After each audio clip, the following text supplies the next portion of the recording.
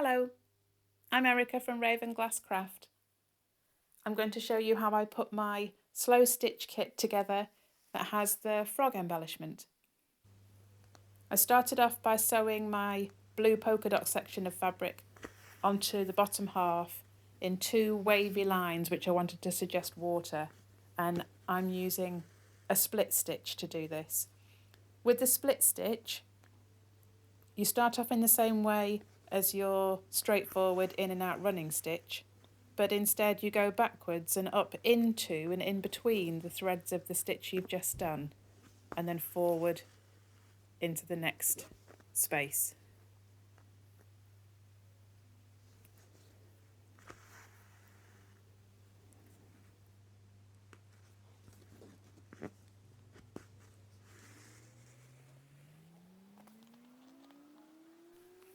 Here's what my two completed lines look like.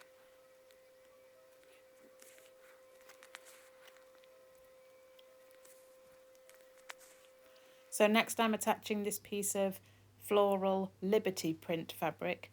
Now I just want to hold this in place by going all the way around with a running stitch in and out around the outer perimeter of the material. So I'm just attaching it to the canvas.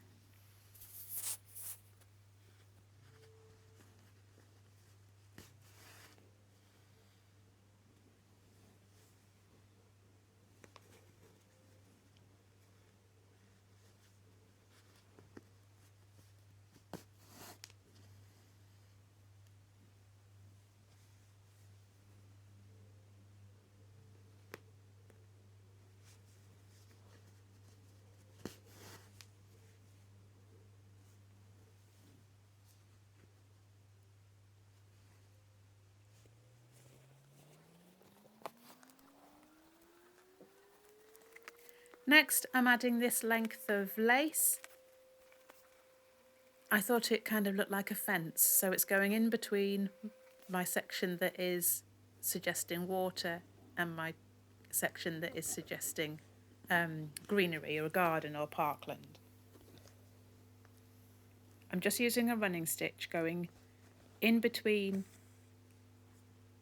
the sections of thread on the lace just to secure it in place just along the bottom, and I'm using the holes in the lace as a guide.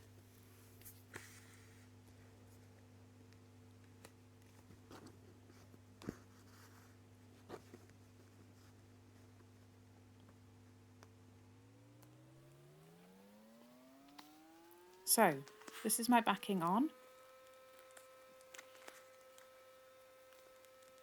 For the next section, I decided to split my thread, so each strand of thread is actually made up of 6 very tiny individual threads that have been twisted together to make the embroidery floss.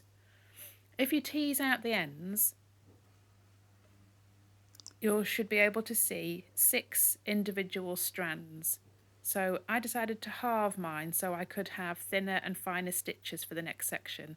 So I'm trying to get 3 in one hand, 3 in the other, and then just pull them apart very gently, very slowly. You can see the thread does twist up, it wants to tangle a little bit.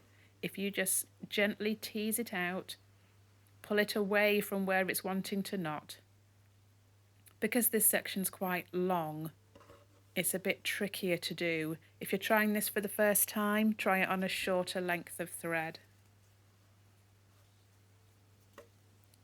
There you can see it's wanting to knot rather than separate. That's because of the twist.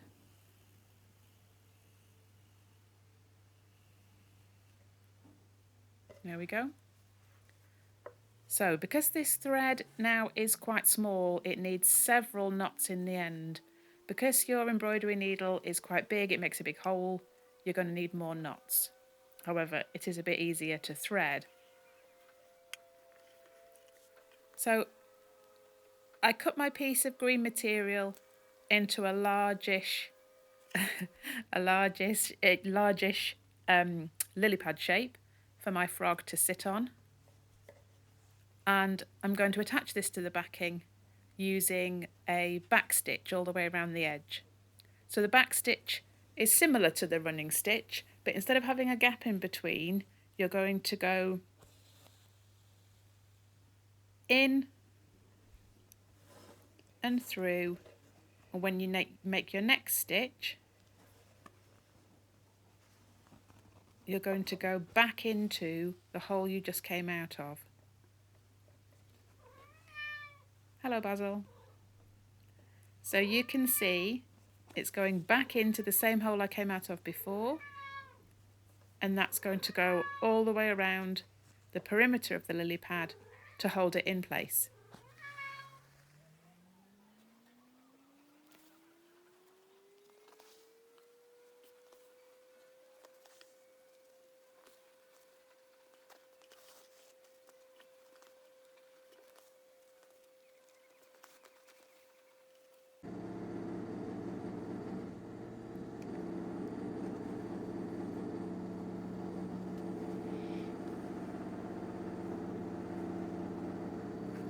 Here I'm just going to add my frog embellishment. Sitting on his lily pad there, I'm going to use a running stitch that goes all the way around the outside of the frog, just following the line of the felt. I'm going through several layers here, so you might need to push the needle a little bit harder just to get it through, give it a shove. And I'm just trying to keep my stitches quite small. It doesn't matter that they're not perfectly even. It doesn't matter that they're not all the same length as each other. The important thing about slow stitch is that you enjoy the process. Don't obsess over getting perfection. Your satisfaction is in making your piece, stitching your piece together how you want it to be. I'm trying not to pull my my thread too tight. I don't want the fabric to ripple up. And I'm just going all the way around the outside. There he is, with the running stitch. So just tying it off on the back, slide the needle through. I'm just tying off here again at the back, slide it through a nearby stitch, a couple of times, halfway, wrap the thread around the needle through, just a couple of times, snip off the excess and trim off the end. There he is. Okay, so the frog's on his lily pad. Next I'm adding a little water plant using the same here, Liberty floral fabric. I cut out a my background water plant shape, and I just wanted to show just freehand. It's got three veins of the plant going up the middle with this. So I'm going to use attached perfectly fine back stitch by putting to go up the middle of each section, a bit straight like up the middle, the vein that would run up the centre of a leaf. I just cut this out freehand.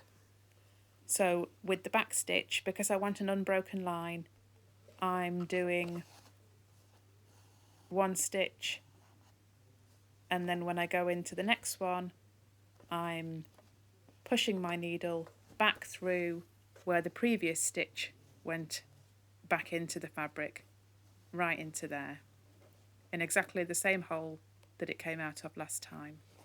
And then you finish up with an unbroken line that will go all the way up the centre of that leaf.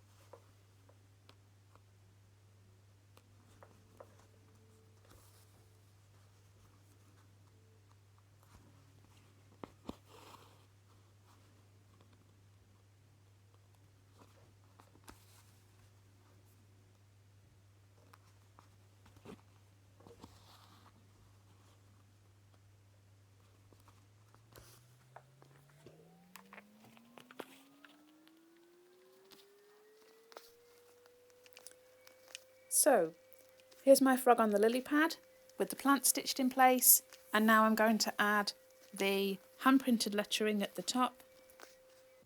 The pack comes with several choices, but I sometimes think that less is more, so I've just picked one to go onto this project, and I can use the others for another project. So I'm just using a stitch that will secure this. It's a cheesecloth fabric, so it wants to fray at the edges. So in order to keep those in place, I'm just doing a stitch that will go over the edge each time, just to make sure those threads don't come away too much.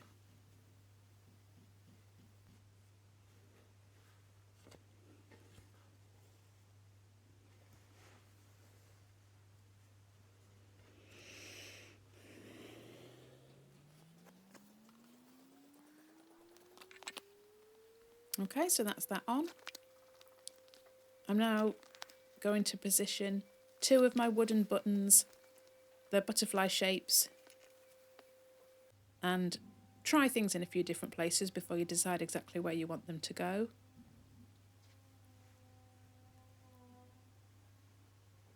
Now here, I'm just going to secure each button with one stitch and knot it together on the back. It's not the normal way that you would sew a button onto a shirt, but this button hasn't got to take any pressure or pulling or be repeatedly done and undone like you might expect a shirt button to. It just needs to stay in place. So when I pull it through, I'm just going to tie those two threads together at the back.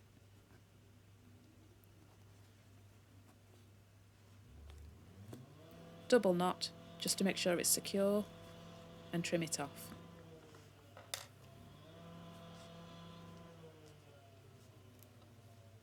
So the same with the second button.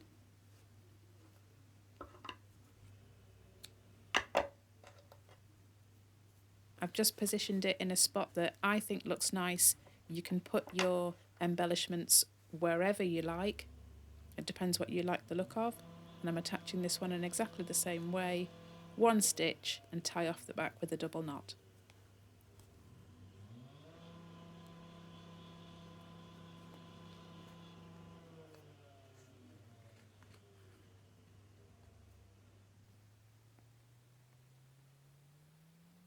There we are. Now if I turn over and just trim off any material that's hanging over the edge, neaten up those edges a little bit, and it's done.